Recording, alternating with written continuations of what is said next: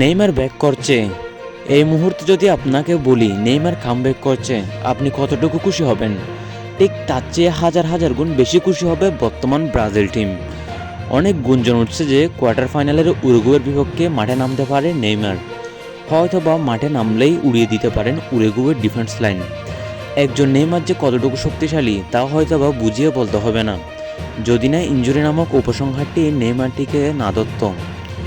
অনেক গুঞ্জন উঠছে কোয়ার্টার ফাইনালে নামতে যাচ্ছে নেইমার। আসলে বিষয়টার সোর্স এখনও জানা যায়নি, তবে বিশেষজ্ঞরা মনে করছেন নেইমার যদি কোনো কারণে মাঠে নামে তাহলে 100% সেমিফাইনাল নিশ্চিত হবে ব্রাজিল টিমের। ব্রাজিলের ছন্নছাড়া খেলা এই মুহূর্তে দর্শকদের হতাশ করছে। ডিফেন্স লাইন থেকে শুরু করে মিডল অর্ডারের হতাশায় ভুগছে এই মুহূর্তে ব্রাজিল টিম। তাছাড়া এবার কোয়ার্টার ফাইনালে খেলতে পারছে না ব্রাজিলের অন্যতম বিশ্বস্ত অ্যাটাকিং তারকা ভিনিসিয়াস জুনিয়র। সব মিলিয়ে কাদের কিনারায় পড়ে গিয়েছে ব্রাজিলের এবারের কোপা আমেরিকার স্কোয়াড। বলতে পারেন একজন নেইমার ছাড়া এই মুহূর্তে ব্রাজিল টিমের উপরে ওঠা সম্ভব না। একজন নেইমারের অভাবে টেরে টেরে বুঝতে পারছে ব্রাজিল।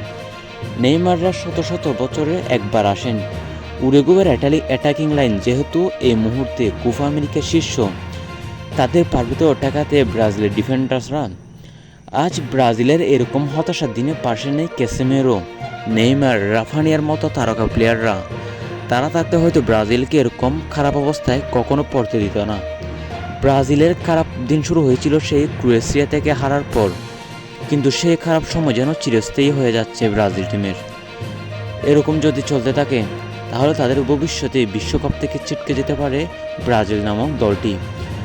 যাই হোক, কামব্যাক করার ক্ষমতা কিন্তু ব্রাজিলের আছে।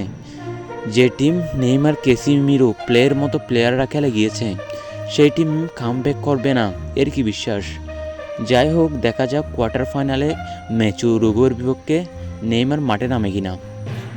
সবাই জানে নেইমার মাঠে নামলে সেই মাঠে আগুন ধরিয়ে দিবে তার স্কিলের মাধ্যমে আর খেলার মাধ্যমে।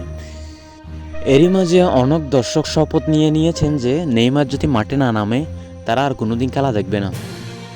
নেইমারের মতো একজন প্লেয়ারকে মিস করছে ব্রাজিল টিম, মিস করছে পুরো বিশ্ব, এমনকি আর্জেন্টাইন সমর্থকরাও। কারণ নেইমার হচ্ছে একজন লিজেন্ড। আপনারা কি মনে করেন বা আপনি কি মনে করেন, নেইমার কি কোয়ার্টার ফাইনালে উরুগুয়ের বিপক্ষে মাঠে নামবে ব্রাজিল টিমের হয়ে? আবার কি শুরু করবে সেই আগুন পারফর্ম? এরকম হাজার হাজার প্রশ্ন আপনাদের মাঝে ছুড়ে দিলাম। কমেন্ট করে অবশ্যই জানাবেন নেইমার খেলবে কি খেলবে না।